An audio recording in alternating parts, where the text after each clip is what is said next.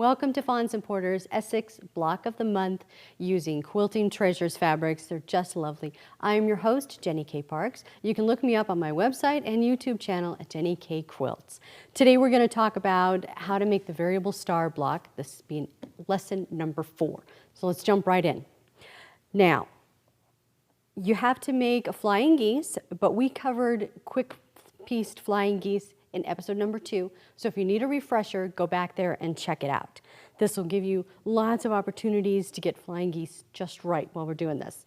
So we don't need to worry about that part. Let's take care of the center of our block. And this is, some people call it a square in a square or a diamond in a square. We're just calling it our center unit as we work through this one. And what I'm going to do is I'm going to put triangle edges. We're going to make triangle edges on each of these. So to do that, to draw the lines on there, I'm going to take this handy tool here and I'm going to draw a line using the pencil on both sides. Careful on the back side. This back side is going to give me a bonus block. All right, I'm going to line it up on here. And when you've drawn this extra line for the bonus block, don't get confused and turn them around, because I have actually done that. And we don't want to do that. We're going to stitch right across on this line. Now, I've already drawn it on these, so I'm just going to continue to sew and work my way around the block.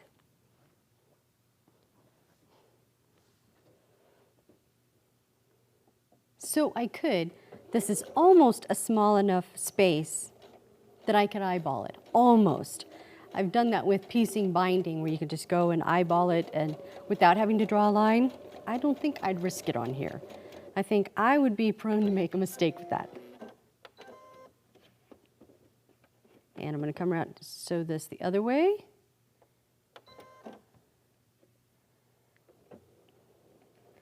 And this is going to give us a teeny tiny extra block, which you can do something fun with. And people will be like, wow, you made those little tiny things? And they don't know how easy it was actually to do it. Hee hee, you're going to fool them.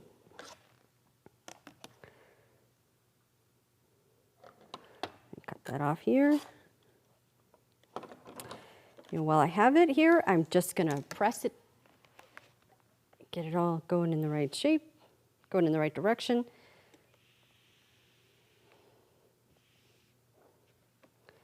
And we go on to add the, oh, here, I'll let you see the little fella.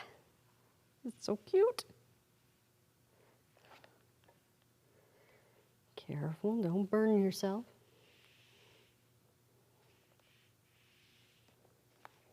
Look at that.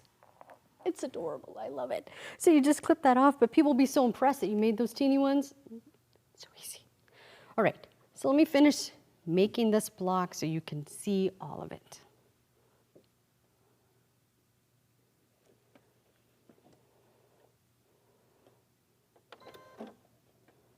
Oop, a little bit off.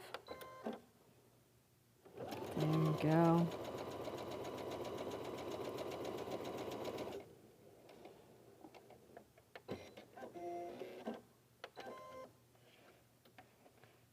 Come around, sew the bonus one.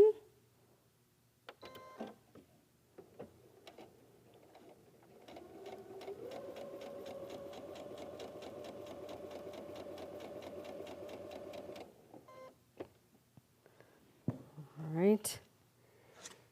Trim again and press.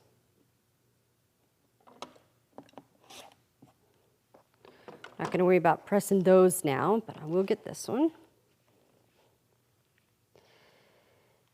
And all throughout this, I've been pressing towards the dark, but I think with this one, this blue fabric is light enough that it's not going to be any big deal. So let me go around and put the rest on.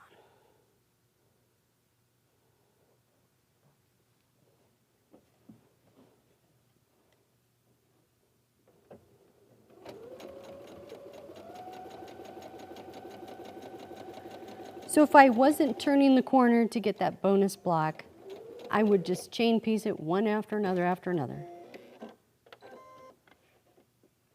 And it goes so quickly because you can do stacks of it at a time, which I like that.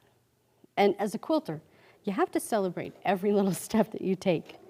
think I told my husband the other day, all right, I finished with this one. He says, what is that, step 400 out of 3093? I said, hey, I'm a quilter.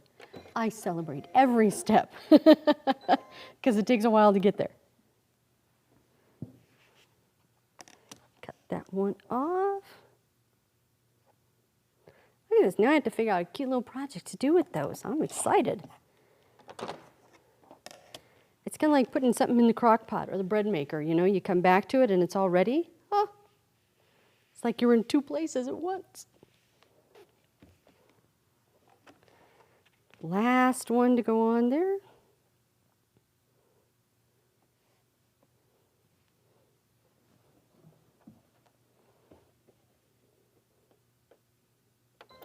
And as you can see, I don't pin. I don't think it's big enough that it's going to slip or cause me any problems, so I don't worry too much about that. If it was a bigger piece, I might. And if it seemed like when I was working on it that it was slipping around and causing me problems, yeah, then I definitely would. All right, let's get the next one here.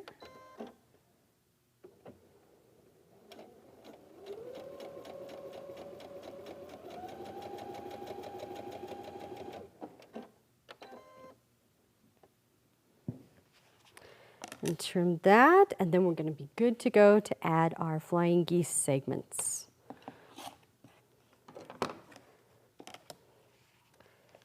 Press that again. I'm just pressing everything to the outside. Oh, and setting my seam because I think it makes a big difference in this quilt. It really does.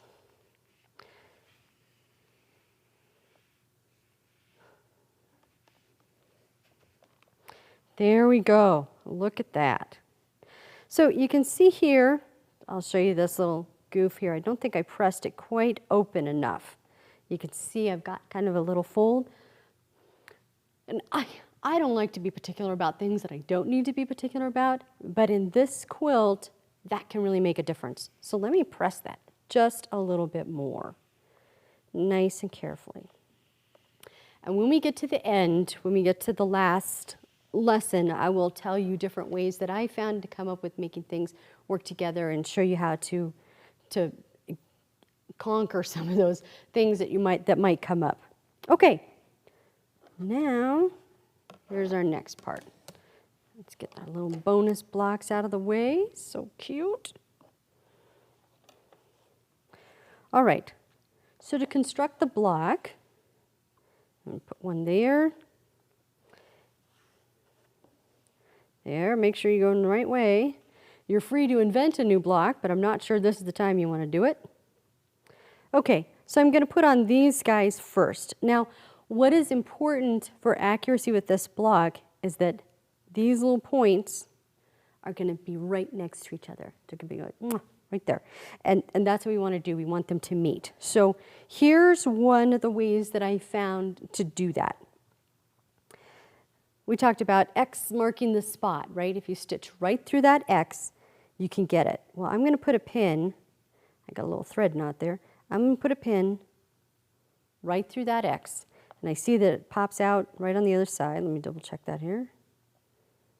Yeah. And then I'm going to put it right through that little dot where I want them to meet.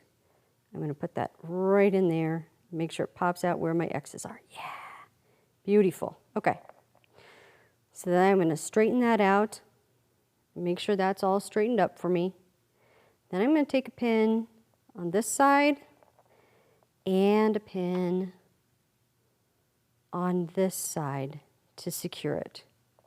Not through my finger. There we go. And then when I stitch it, I'm going to aim right for that X.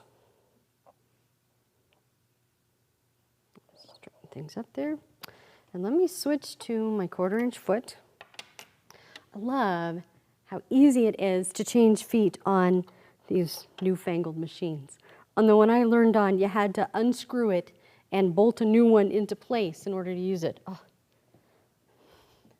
These are dreamy, I'll tell you. Okay.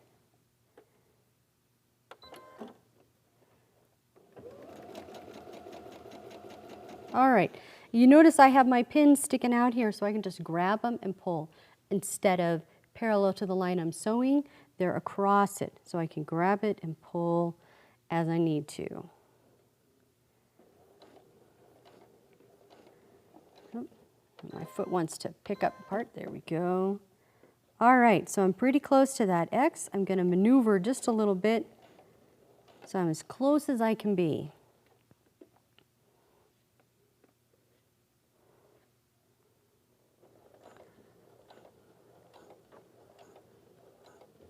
And it can be a little tricky with that extra bulk that's there to get it just right. I'm going to readjust a little bit on the fly here. And you notice I don't say perfect too often. I don't do perfect. Perfect lives in a whole different town from me. We actually haven't spoken for some time. But I try to do as good as I can. I try to get it as close as possible. So let's see. That's pretty good. That's not too shabby, not too shabby. Okay, so this is another time where I set the seam because you're working with some little bulky intersections here, and setting the seam is very helpful.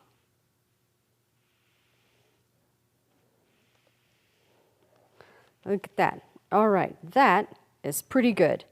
Pretty good there. Okay, so you would continue the same way around the whole thing. And I've pressed this just like we did when we were making the block last time.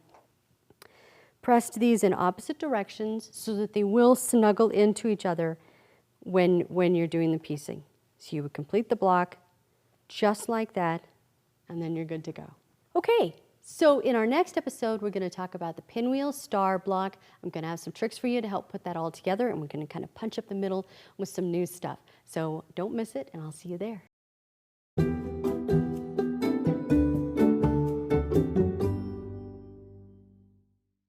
This episode of Essex Block of the Month is brought to you by Quilting Treasures. Imagine and create.